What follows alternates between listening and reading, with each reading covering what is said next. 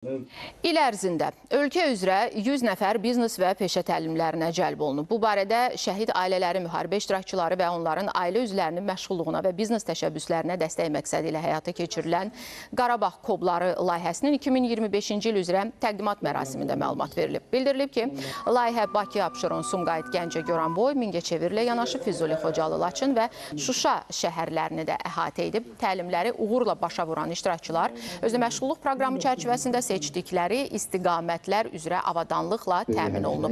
Daha çox şəhid ailəsi və qazinin yararlanması üçün Qarabağ Kobları layihəsinin 2026-cı ildə də davam etdirilməsi nəzərdə tutulur. Azərbaycan Respublikasının